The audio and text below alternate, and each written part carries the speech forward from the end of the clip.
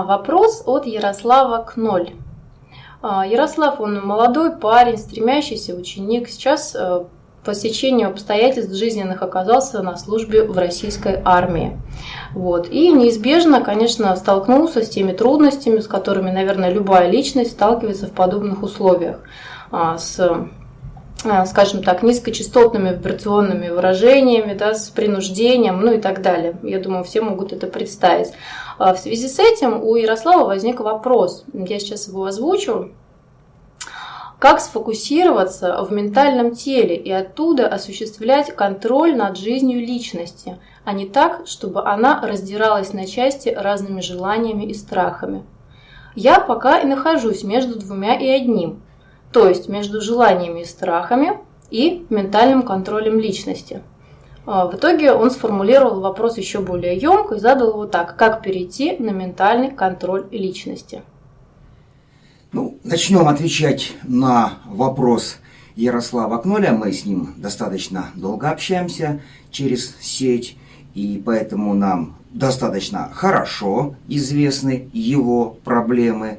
Но вместе с тем, это же его проблемы, и эти же проблемы, как принято у всех стремящихся, то есть тех, которые находятся на пути испытаний, ему приходится решать самостоятельно. То есть любая попытка с нашей стороны каким-то образом дать те или иные советы, что делать, в любом случае, как правило, принесут слишком мало пользы. В этом как раз и смысл заключается существования стремящегося или того, кто находится на пути испытаний. И лишь после того, когда он пройдет этот путь испытаний, он в конце концов уже приобретет статус ученика, то есть того ученика, который будет учиться у собственной дживы, гуру, эго, но никак не от нас. Мы просто показываем, что да, действительно, каждый человек может войти в такое состояние, при котором он становится действительно учеником и посвященным непосредственно от своей собственной дживы, и тогда у него совершенно по-другому начинает образовываться его же жизнь. Но для начала нам следует, конечно же, чтобы дать общее понимание всей той ситуации, в которой находится, собственно, Ярослав, всю ту картину, все то образование реалий, в которой он существует, нам необходимо просто разложить по полочкам, чтобы он понимал, с чем он имеет дело и каким образом он это дело будет решать. Начнем, наверное, с того, что у него, как у всякого молодого, нормального, пока что еще человека, существует огромное количество этих самых плотских желаний, которые связаны непосредственно с тем, чтобы поесть, чтобы было тепло, чтобы было спокойно, чтобы было уютно и так далее и тому подобное. То есть мы говорим о тех, собственно, желаниях, которые присутствуют непосредственно в самом человеческом проводнике и который проявляется непосредственно через активность его физического тела. А активность этого физического тела, как многим уже известно и как многие это прекрасно понимают, не может себя проявлять без постоянного употребления пищи. И мы уже много раз встречались в течение 8 лет нашей работы с учащимися, не учениками, учащимися, со стремящимися, которые просто открытым текстом заявляли, что кушать-то хочется всегда, а обращать внимание на всякую духовность можно лишь тогда, когда у тебя будет сыт желудок. Но, к сожалению, такой подход и приводит к совершенно неправильному восприятию употребления человеком пищи. Сам человек употребляет пищу не для самого себя, не для человека, а для той среды, которая в нем уже функционирует и достаточно долго, начиная с самого рождения. Той самой среды, которая создана человеческим микромиром. То есть плотские желания являются результатом активности физического проводника, который наполнен инородными формами или микромиром человека. Конечно, вот именно этот самый микромир и создает в человеке постоянное желание есть, есть и есть, то есть кушать. И почему? Ну, наверное, следует объяснить, что, собственно, сам человек, то есть тот человек, который является, ну, скажем так, глобальной молекулой, состоящей из постоянных физических атомов, мы говорим оккультными терминами, отнюдь не классическими научными. Так вот, это глобальная, да, физическая молекула, постоянная молекула, она состоит из множества вот этих самых атомов, каждый из которых представляет дезоксирибонуклеиновую кислоту, ну, оплетенную определенными различными дополнительными функциональными образованиями, которые дают ей, ну, в принципе, существовать, собственно, в клетке каждого человека. Так вот, эта дезоксирибонуклеиновая кислота, или, собственно, сам постоянный физический атом человека, не требует никакой пищи. Она, это сама ДНК, питается за счет привлечения в нее праны, или то, что мы называем как темная материя, находящаяся на будхическом подплане, да, физического существования всего человека. То есть мы говорим, что физически человеку нет необходимости употреблять пищу. Пищу употребляет его микромир, который, собственно, что и делает. Он, с одной стороны, освобождает из своей активности эту самую прану, и с другой стороны дает возможность самому себе же и функционировать в человеке. То есть, по большому счету, весь микромир, а мы раскладывали его по полочкам, действительно создан и существует в человеке только лишь для того, чтобы выдавать ему изначальную пищу в виде энергетической праны или темной материи, находящейся на будхическом подплане физического плана каждого человека. Ну, дальше мы перейдем к вопросу эмоций человека. Конечно же, эмоции — это одна из тех состояний, тех составляющих человека, которые, ну, непосредственно заставляют этого человека, ну, совершать какие-либо действия. И, как правило, вот эти все эмоции изначально были порождены тем, что мы называем как обычными человеческими страхами. Именно страхи заставляют человека искать выход из того или иного состояния, и после того, когда он победил тот или иной страх, человек ощущает себя в достаточно благостном состоянии. Получается, что эмоциональное желание – это есть лишь попытка завуалировать активность страхов, которые постоянно привлекаются к эмоциональному проводнику.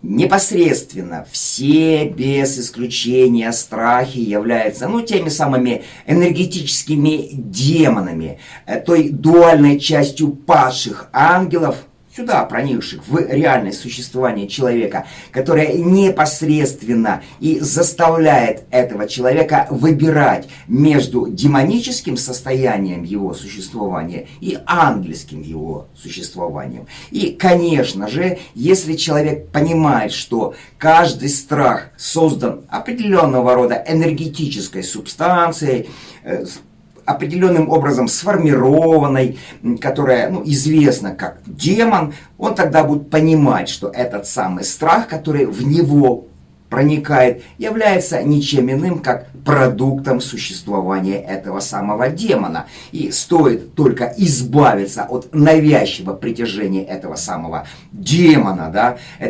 этого набора негативных эмоций к, собственно, астральному телу человека, как эти страхи моментально сразу же начинают почему-то же исчезать. Главное осознать существование причины этих самых страхов. Осознать существование этих демонов, уметь их различать и уметь понимать, что эти демоны легко отваживаются от человека, как только они этим самым же человеком, его сознанием, его умом начинает в конце концов определяться.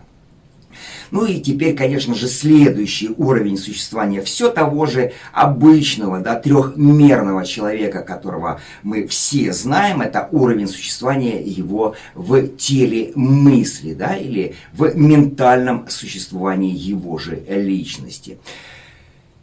Эти мысли, которые находятся у человека в его уме, они, как правило, все функционируют на уровне существования его личности, то есть эти все мысли, как правило, являются ничем иным, как продуктом активности третьего луча, того самого луча, который и выстраивает, собственно, саму человеческую личность.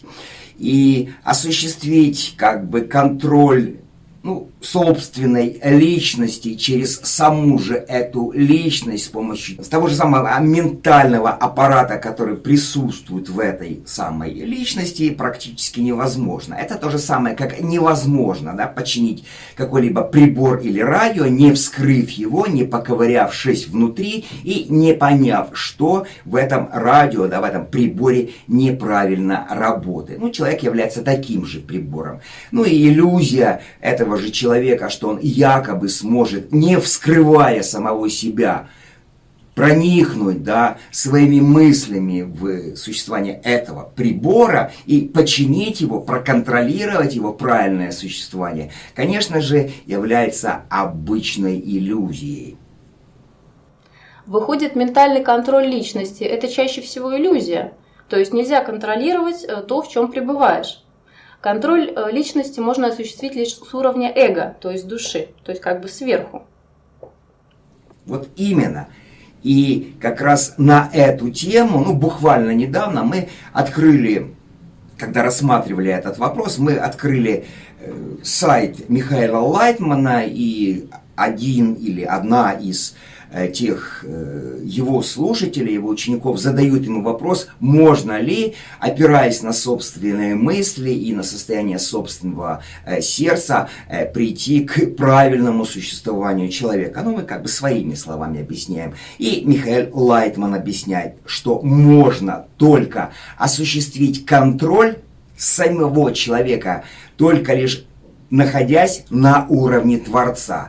Понятное дело, что для каббалистов Творец это нечто глобальное и великое, которого, конечно же, ни одному каббалисту не понять. Для нас, оккультистов, это глобальное, да, понимание Творца фокусируется только лишь на дживе, на эго человека. Именно оно является Творцом человека. И именно проникая в этого самого Творца, можно уже как бы сверху осуществлять контроль над ментальным существованием человека, находясь уже на уровне монасических мыслей или монасического существования все того же человеческого ума. Иначе никак. Иначе это все будет все тот же экзистенциализм. Экзистенциализм Сартра и Камю, которые постоянно ковырялись в своих собственных личностях, в своем собственном грязном белье, притягивая грязное белье своего окружения и доказывая, что они якобы могут разобраться в этом самом их якобы душевном состоянии. Но на самом деле это не душевное, а личностное состояние человека с помощью всех тех же определенных ментальных умозаключений. Не получилось ни у Сартра, ни у Камю, ни у других экзистенциалистов. Единственный способ, конечно же, выйти в понимание того, как контролировать свою личность на уровне монаса, это войти в некие состояния, когда они позволяют человеку войти в это монасическое существование, и оттуда уже, собственно, сам человек сможет контролировать свое ментальное функционирование. Понятное дело, что в армии до этого монасического состояния дойти невозможно. Кто даст Ярославлю заниматься медитацией? Да никто. На него посмотрят, как на идиота, и поставят в наряд, вне очередь. Да? То, что как солдат не имеет права заниматься медитацией. Есть достаточно много внешних раздражителей и различных объектов внимания, на которые солдат должен обращать то же самое внимание и акцентировать его. Поэтому, используя наш собственный опыт, который мы приобрели в все той же армии, ну, конечно же, мы не служили срочной службой, но мы проходили эту службу в военном училище и столкнулись с теми же проблемами, которые, собственно, сегодня существуют у Ярославля. И мы нашли единственный способ проникать вот в это монастическое состояние, конечно же, не используя вот эти вот пассивные медитации, к которым у нас не было доступа в то время, но мы использовали процесс творчества. Но мы достаточно одаренные были в то время личность, мы были поэтом, писателем, сценаристом, режиссером, художником, певцом. Ну, этого достаточно для того, и спортсменам, к тому же, достаточно для того, чтобы использовать эти наши возможности, для того, чтобы в творческом состоянии даже того же самого спорта уходить вот эти высокие состояние энергии своих мыслей. То есть мы использовали некую уже активную медитацию, да, уходили своими мыслями в некие монастические планы, и оттуда нам уже ярко виделась вся та картина нашего довольно тяжелого бремени функционирования в все той же армии. Но мы заметим, что такие, как мы, шизоиды, были достаточно редкими в той же самой армии. И они сегодня редкие и в этой нынешней армии. Вспомним Шамсудинова, да, вот этого, который расстрелял всех своих сослуживцев только лишь потому, что его одолели демоны. Шизоид стопроцентный. И он единственно нашел выход избавиться от этих демонов, расстреляв физическое проявление этих демонов из автомата. Ну, понятное дело, что вот Шамсудинову не удалось вот таким вот образом избавиться, опять же, от демонов, но он избавился от армии, реально перейдя служить в другое место, да, в тюрьму. Но мы заметим, что вот все те шизоиды, которые имеют место быть, все так называемые психотипы шизоидного существования новых личностей, они были проявлены в сказке «Волшебник изумрудного города», где каждый из привлеченных Элли персонажей, мы говорим о дровосеке железном, мы говорим о льве, все время боящимся и чего-то пугающегося. И мы говорим о пугале как основных базовых психотипах этих самых шизоидов. Получается, что образы героев волшебника изумрудного города – это на самом деле перенесенные как бы из будущего основные психотипы шизоидов? Да, да. То есть, если мы говорим о дровосеке, то мы сразу же понимаем, что здесь проблема у шизоида с чувственностью, или, как в сказке была расписана, с сердечным, да, существованием человека. Ну, в действительности, с недоразвитым функционированием физического тела, но зато это физическое тело, имело жесткие, четкие свои предназначения. Ну, что касается льва, это понятно. Тот шизоид, у которого ярко была проявлена, эмоциональная недостаточность, связанная с постоянным присутствием страхов. Ну, а что касается пугала, то, конечно, здесь мы говорим о ментальной или монастической, да, недостаточности все того же шизоида, где у него в голове собралось огромное множество всевозможных опилок, как деревянных, так, собственно, и железных, и которые так между собой переплелись, что невозможно разобраться, какая из опилок, какая из мыслей, приходящих в голову все того же говорливого, да, пугала, является мыслью его души, а какая является мыслью его личности. Вот так вот, в двух словах, мы попытались дать объяснение где и как сегодня существует Ярославль, ну и можем только ему заметить, что это его путь испытаний, который ему необходимо преодолеть для того, чтобы перейти в разряд уже учеников. Без этого пути ему никак не выйти на следующий уровень эволюционного существования своей же собственной души.